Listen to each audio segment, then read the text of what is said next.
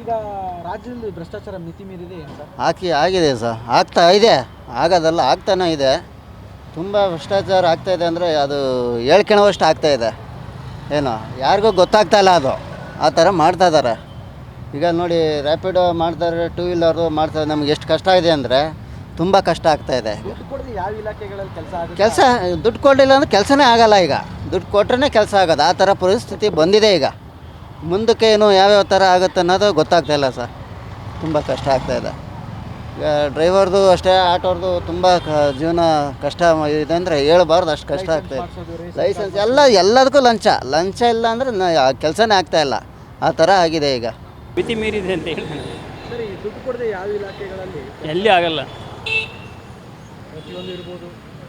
ಎಲ್ಲ ಕಡೆಗೂ ಇದು ಅಲ್ಲಿದ್ದಲೇ ವ್ಯವಹಾರನೇ ಆಗಲ್ಲ. ಏನು ಅದಿಲ್ಲದಲ್ಲೇ ಏನು ಮಾಡಲ್ಲ, ಯಾರೂ ಮಾಡಲ್ಲ. 63% ಅಂತ ಸರ್, ಇನ್ನೂ ಜಾಸ್ತಿನೇ ಇದೆ. ಇದು ಗೊತ್ತಿರೋ ಮಾಹಿತಿ. ಅಲ್ಲ, ಇನ್ನೂ ಜಾಸ್ತಿನೇ ಇದೆ ಅಂತ ನಮಗೆ ತಿಳಿದ ಮಟ್ಟಿಗೆ ಹೇಳೋದು. ಎಲ್ಲ ಇಲಾಖೆಗಳಲ್ಲೂ ಪ್ರತಿಯೊಂದು ರೇಷನ್ ಕಾರ್ಡು DL ಎಲ್ಲ ಮಾಡಿಸ್ಬೇಕಾದ್ರೂ ಕೂಡ ಎಲ್ಲ ಕಡೆಗೂ ಇದೆ. ಇಲ್ಲೇ ಇರೋ ಡಿಪಾರ್ಟ್ಮೆಂಟೇ ಇಲ್ಲ. ಅರ್ಥ ಆಯ್ತಾ? ಆ ಥರ ಲಂಚ ಇಲ್ಲೇ ಇರೋದು ಮಾಡಿಕೊಡೋವಂಥದ್ದು ನಮ್ಮ ಸ್ಟೇಟ್ನಲ್ಲಿ ಯಾವುದೂ ಇಲ್ಲ. ಇದು ನಿಯಂತ್ರಣ ಆಗುತ್ತೆ ಸರ್? ನಿಯಂತ್ರಣ ಆಗುತ್ತೆ ಅಂದರೆ ಗೌರ್ಮೆಂಟ್ ಒಳ್ಳೆ ಗೌರ್ಮೆಂಟ್ ಬಂದರೆ ಆಗುತ್ತೆ. ಒಳ್ಳೆ ಯಾವ್ದಾರು ಗೌರ್ಮೆಂಟ್ ಬಂದರೆ ಆಗ್ಬೋದು, ಆಗುತ್ತೆ ಅಂತ ಹೇಳಲ್ಲ, ಆಗ್ಬೋದು. ಸುಮಾರಾಗಿ ಐತೆ ಬಿಡಿ, ಜಾಸ್ತಿನೇ ಇದೆ. ಅಲ್ಲ, ಅದು ದುಡ್ಡು ಕೊಡಲಿ ಯಾವ ಇಲಾಖೆಯಲ್ಲಿ ಕೆಲಸ ಆಗುತ್ತಾ ಆಗಲ್ಲ? ದುಡ್ಡಿಲ್ಲ ಅಂದರೆ ಯಾವುದೂ ಆಗಲ್ಲ ಬಿಡಿ, ಪಕ್ಕ. ಮಿತಿ ಮೀರಿಬಿಟ್ಟಿದೆ. ಮಿತಿ ಮೀರಿದೆಯೋ ಇಲ್ವೋ ಗೊತ್ತಿಲ್ಲ. ಒಟ್ಟಿನಾಗೆ ಎಲ್ಲ ಕೆಲಸಕ್ಕೂ ದುಡ್ಡು ಬೇಕು ಅಷ್ಟೇ. ಎಲ್ಲದರಲ್ಲೂ ದುಡ್ಡು ಐತೆ. ಗೊತ್ತಿಲ್ಲ ಅಂದರೆ ಭಾಳ ಕಷ್ಟ ಇದೆ.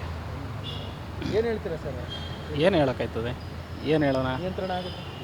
ನಿಯಂತ್ರಣ ಮಾಡಿದ್ರೆ ಆಯ್ತದೆ, ಮಾಡಲಿಲ್ಲ ಅಂದರೆ ಕಂಟಿನ್ಯೂ ಆಯ್ತದೆ. ಏನೂ ಮಾಡೋಕ್ಕಾಗಲ್ಲ. ಎಲ್ಲ ಯಾರು ಹೇಳಿದ್ದು 63%? ವೀರಪ್ಪ ಅವರು ಒಂದು ಹೇಳಿದ್ರು. ಯಾವಾಗ ಹೇಳಿದ್ದು? ಮೊನ್ನೆ ಹೇಳಿದ್ರು. ಮೊನ್ನೆ ಹೇಳಿದ್ದು ಯಾವಾಗಿಂದದು?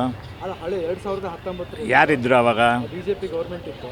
ಸೊ ಹಾಗಾಗಿ ಅಲ್ಲಿಂದ ಇಲ್ಲಿಯ ತನಕ ದುಡ್ಡು ಕೊಡದೆ ಯಾವುದೇ ಕೆಲಸ ಆಗುತ್ತೋ ಆ ಇಲಾಖೆಗಳಲ್ಲಿ ಹೇಗೆ ಸರ್?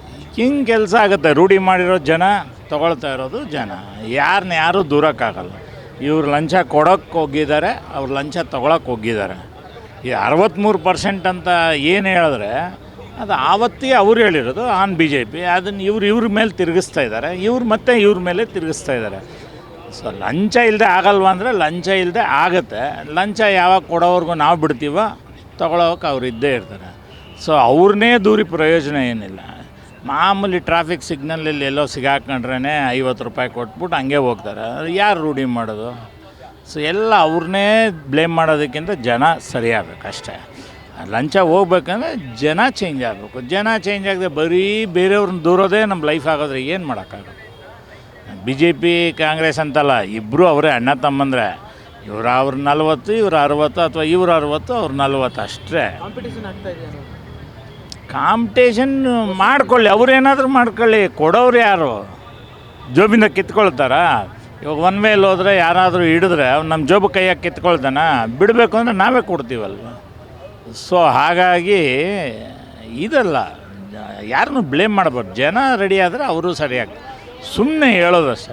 ಆಗ RTO ಹೋಗೋದ್ರೆ 90% ಲಂಚ್ಗಳು ಇರುತ್ತೆ. ಅವರು ಕೇಳ್ತಾರೆ, ಆಯಿತು ಒಂದು 10 ದಿವಸ ಲೇಟಾಗಿ ಬರಲಿ ಬಿಡಿ ಅಂತ ಕಾಯಲ್ಲ.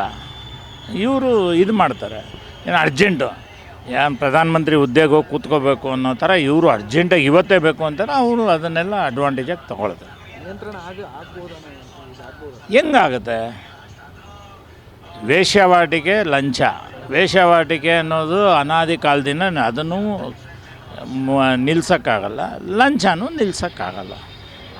ಸುಮ್ಮನೆ ಖುಷಿಯಾಗಿ ನಮಗೂ ಟೈಮ್ ಪಾಸ್ ಆಗುತ್ತೆ ಅನ್ನೋ ಥರ ಖುಷಿಯಾಗಿ ಮಾತಾಡ್ತಾರೆ, ಹೇಳ್ತಾರೆ ಅಷ್ಟೇ. ಬಟ್ ಇಟ್ ಕೆನಾಟ್ ಬಿ, ಸಾಧ್ಯವೇ ಇಲ್ಲ. ಜನನೂ ಚೇಂಜ್ ಆಗಲ್ಲ, ಇವರು ಚೇಂಜ್ ಆಗಲ್ಲ. ಇವರು ಇಲ್ಲಿ 2000 ರೂಪಾಯಿ ತೊಗೊಂಡು ಓಟ್ ಹಾಕ್ತಾರೆ, ಮತ್ತು ಇವರೇ ಅದನ್ನು ವಾಪಸ್ ಕೊಡ್ತಾರೆ. ಸೊ ಹಾಗಾಗಿ ಹೆಂಗೆ ಚೇಂಜ್ ಆಗುತ್ತೆ? ಸಾಧ್ಯವೇ ಇಲ್ಲ. ಪರ್ಸೆಂಟೇಜ್ ಚೇಂಜ್ ಆಗ್ಬೋದಷ್ಟೇ, ಚೇಂಜ್ ಆಗಲ್ಲ ಅಷ್ಟೇ. ಕ್ಲೋಸ್ ಅದ, ಇನ್ನೇನು ಮಾಡೋಕ್ಕಾಗಲ್ಲ. ಕ್ಷಣ ಕ್ಷಣದ ಸುದ್ದಿಗಳಿಗಾಗಿ ಫ್ರೀಡಂ ಟಿವಿ ಸಬ್ಸ್ಕ್ರೈಬ್ ಮಾಡಿ, ಲೈಕ್ ಮಾಡಿ ಹಾಗೂ ಫಾಲೋ ಮಾಡಿ. ಹೊಸ ಸುದ್ದಿಗಳ ನೋಟಿಫಿಕೇಶನ್ಗಾಗಿ ಬೆಲ್ ಐಕಾನ್ ಮೇಲೆ ಕ್ಲಿಕ್ ಮಾಡಿ.